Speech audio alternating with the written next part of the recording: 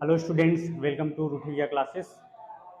आज हम बात करने वाले हैं टाइप्स ऑफ ओविल्स। ये कितने प्रकार के ओविल्स होते हैं किसी भी फ्लावर्स में, जो उनमें ओविल्स होता है उनका स्ट्रक्चर्स कैसा होता है, या उनमें कितने टाइप्स में चेंजेस होते हैं तो ओविल्स के, उसके बारे में देखेंगे। तो मोस्टली अगर ओविल्स की स्ट्रक्चर्स की बात करें या उनके टाइप्स की बात करें, तो जो उनका फ्यूनिशिल होता है, फ्यूनिशिल, उसके आधार पे यानी उसके स्ट्रक्चर के ही आधार पे जो हमारा ओविल्स है उसको कई कैटेगरी में डिवाइड किया गया। मतलब उसमें चेंजेस जो आते हैं, फ्यूनिशिल जो होगा उसके संरचना के ही आधार पे हमने क्या किया है।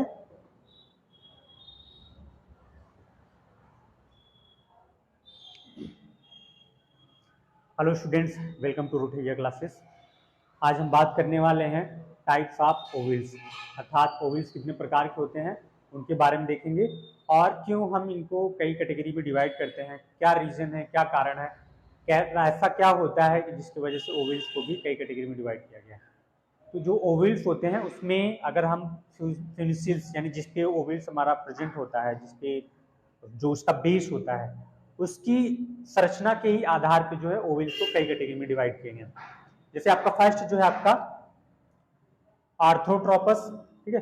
आर्थ्रोट्रोपस जो ओव्यूल्स है, आर्थ्रोट्रोपस ओव्यूल्स में ये होता है कि फ्लावर्स की जो ओव्यूल्स के जो भी पार्ट्स हैं, like funicles, micropyles, chalaza and embryo sac, ठीक है, ये सारी चीजें क्या होती हैं, एक स्ट्रेट लाइन में रहती हैं, मतलब एकदम सीधा, जैसे नॉर्मल सा फ्लावर थैलमस ऊपर कैलिस, करोला, इंडोनेशियम, जाइनेशियम सारे प्रेजेंट होते हैं, सेम उसी तरह से आर्थ्रोट्रोपस ओव्यूल्स में जो माइक्रोपाइल्स, एम्ब्रियोसैक और आउटर इंटुगमेंट्स, इनर इंटुगमेंट्स, और जो चलेजा वाला पार्ट है लाइक दिस, ये चलेजा और फ्यूनिसिल, ठीक है, ये सारे जो पार्ट्स होते हैं वो क्या होते हैं, एक सेंटर में होते हैं, एक स्ट्रेट लाइन में होते हैं। तो इस तरह से जब संरचना बन जाती है तो उस प्रकार का जो ओव्यूल होता है उसको हम क्या बोलते हैं, आर्थ्रोट्रोपस। इसके एग्जाम्पल से बात करें तो इसमें पॉलिनोनम, ठीक है, पॉलिनोनम जो है एक इसका एग्जाम्पल है, जिसके आधार पे इसमें जो संरचनाएं हैं उसमें आर्थ्रोट्रोपस प्रकार का आपका ओविल्स पाया जाता है। सॉरी, पॉलिनोनम है, पॉलीगोनम से, ये पॉलीगोनम्स, ठीक है। तो पॉलीगोनम्स जो है, पॉलीगोनम्स में आर्थ्रोट्रोपस प्रकार का हमारा ओव्यूल्स पाया जाता है, क्योंकि इसमें chalaza, micropyles, embryo sac, outer integuments, inner integuments and chalaza, जितने भी पार्ट्स होते हैं एम्ब्रियो के, जो ओव्यूल्स की जो भी पार्टिकल्स होते हैं वो एक स्ट्रेट लाइन में होते हैं, और जब ऐसी कंडीशंस बनती है तो उस प्रकार के ओव्यूल्स को हम क्या बोलते हैं, आर्थ्रोट्रोपस। नेक्स्ट जो सेकेंड टाइप है आपका वो है एनाट्रोपस, ठीक है। अब देखो एनाट्रोपस में क्या होता है कि जो फ्यूनिसिल है, ये वाला पार्ट, ठीक है, फ्यूनिसिल, ये क्या होता है, इसमें कुछ एक्स्ट्रा ग्रोथ हो जाती है, ज्यादा ग्रोथ हो जाती है। तो ज्यादा ग्रोथ होने के बाद क्या होता है कि ये इसके जितने भी पार्ट्स होते हैं वो एकदम कर्व होके 180 डिग्री पे लटक आते हैं पूरा, जैसे होता है ना भाई, बहुत ज्यादा पेड़ अगर लंबाई में बढ़ता है तो क्या होता है, आर्ट्स में झुक जाता है, जब ज्यादा उसमें फल लग जाते हैं पेड़ झुक जाते हैं। उसी तरह से यहाँ पे भी है कि जब इसका जो फ्यूनिशिल है, ठीक है, अर्थात जिसपे बीजांड स्थित होता है, वो जो है बढ़ जाता है, ठीक है, थोड़ा सा बढ़ जाता है, और इसके वजह से पुष्प की जो इम्ब्रियो है, ओव्यूल्स का जो भी पार्टिकल्स है वो क्या होता है, वापस ऊपर जाके टर्न हो जाता है, थोड़ा सा झुक जाता है, और 180 डिग्री एंगल पे, 180 डिग्री पे झुक के ये फ्यूनिसिल के पास आ जाता है। अभी देखो यहाँ पे सीधा था, ठीक है, इसका जो माइक्रोपाइल्स वाला पार्ट था ऊपर वाला, वो उल्टा होके यहाँ पे आ जाएगा, ठीक है, माइक्रोपाइल्स, ठीक है, माइक्रोपाइल्स और फ्यूनिसिल्स दोनों क्या होते हैं, एक दूसरे के पैरेलल हो जाते हैं, और इस तरह की जब संरचना बन जाती है तो हम उसको क्या बोलते हैं, एनाट्रोपस ओव्यूल्स।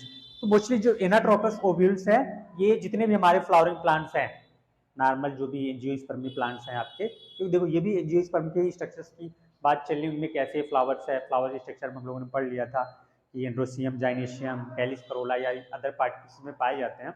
उसके बाद जब हमने एंथ्रीडियम, एंथ्रीडियम, जाइनेशियम, इन सब की स्टडी की, तो ये जाइनेशियम के अंदर के पार्ट्स हैं, उसके बारे में हम लोग देख रहे हैं। तो ओविल्स जो है ऑर्थोट्रोपस, एनाट्रोपस हो गया। देन आता है आपका कैम्पिलोट्रोपस, ठीक है।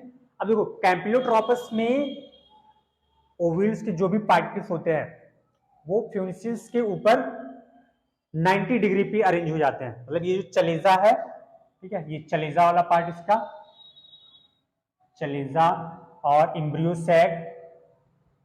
इम्ब्रियोसैक माइक्रोपाइल्स, ये थोड़ा सा इस तरह से अरेंज हो जाते हैं कि फ्यूनिसिल्स के जस्ट ऊपर आके, मतलब ऐसा लगता है फ्यूनिसिल के ऊपर रख दिए गए, एकदम हैमर की तरह, थॉर के हथौड़े की तरह उसको रख दिया गया है बीचों बीच, और पूरा जो लोड है वो फ्यूनिसिल्स के ऊपर है।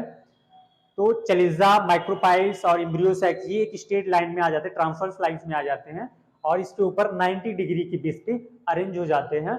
और इस प्रकार का जो ओव्यूल्स होता है उसको हम क्या बोलते हैं, कैम्पिलोट्रोपस। ठीक है, इसका अगर हम एग्जांपल्स की बात करें तो सिनोपोडियम्स प्लांट्स, इस कैटेगरी जो भी प्लांट्स हैं उसमें इस प्रकार का आपका ओव्यूल्स पाया जाता है। नेक्स्ट है आपका हेमिट्रोपस। अब देखिए हेमिट्रोपस जो ओव्यूल्स है, हेमिट्रोपस ओव्यूल्स में सेम स्ट्रक्चर आपका कैम्पिलोट्रोपस की बेस पे होता है, बट थोड़ा सा ये कर्व होते हैं। ठीक है, मतलब ये पूरा 90 डिग्री भी नहीं रहेंगे, थोड़ी सी इनकी जो स्ट्रक्चर होता है वो चेंज हो जाता है। ठीक है, कुछ एक साइड में उठे रहते हैं, दूसरी साइड झुके, मतलब एग्जैक्ट 90 डिग्री पे नहीं होते हैं। ठीक है, तो इस तरह का जो होता है उसको हम हेमिट्रोपस बोलते हैं।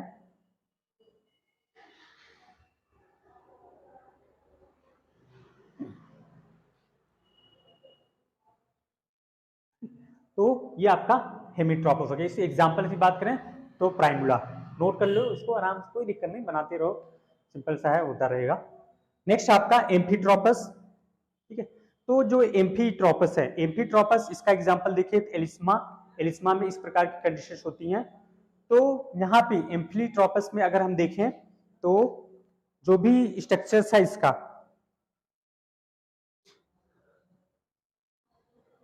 ठीक है, तो इसका जो स्ट्रक्चर है लाइक जो एनाट्रोपस है, एनाट्रोपस की तरह रहता है।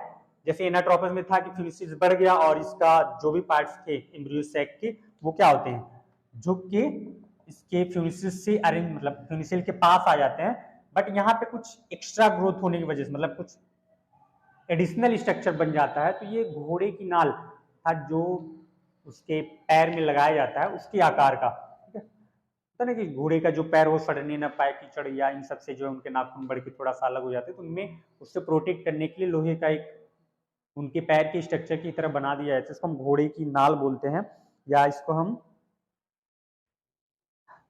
हॉर्स शू से, बात वही है, घोड़े की नाल मतलब घोड़े के पैर में लगाया जाता है उस प्रकार का। ठीक, तो वैसे दिखने में लगता है पूरा सर्कुलर की तरह बना के। तो इस प्रकार का जो ओवल्स होता है उसको हम क्या बोलेंगे, एम्फीट्रोपस। ठीक है, एग्जांपल्स में आपका एलिस्मा। ठीक, लास्ट है आपका फोर्थ सिरिनोट्रोपस। देखो सिरिनोट्रोपस का जो ओव्यूल्स है इसमें सब कुछ वही स्ट्रक्चर होता है, बस यहाँ पे जो फ्यूनिसिल होता है वो कुछ ज्यादा ही इसमें ग्रोथ हो जाती है, फ्यूनिसिल में ग्रोथ कुछ ज्यादा हो जाती है और ये बढ़ के, मतलब इसकी लंबाई बढ़ती चली जाती है और एक प्रकार से पूरे एम्ब्रियोसैक और ओव्यूल्स के जितने भी पार्टिकल्स है उसको कवर करके उस पर कई सारी लेयर बना लेता है, मतलब उसको चारों तरफ से घेर लेता है, एकदम 2-3 लेयर बन जाती है, उसको चारों तरफ से घेर लेता है। और इस प्रकार का जो ओव्यूल्स होता है उसको हम बोलते हैं सिरिनोट्रोपस। ठीक है, तो ये आपके कुछ ओव्यूल्स के टाइप्स थे और इसी से जो है आपके कुछ क्वेश्चंस भी आते रहते हैं, आप इसको एक बार पढ़ लीजिए और अगर कुछ डाउट है या कुछ आप सुझाव देना चाहते हैं तो आप कमेंट करके ज़रूर बताएं।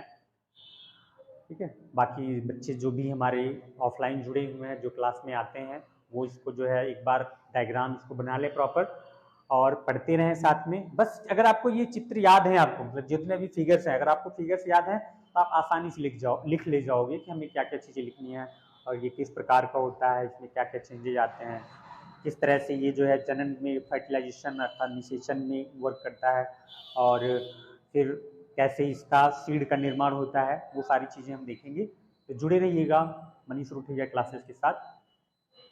जय हिंद।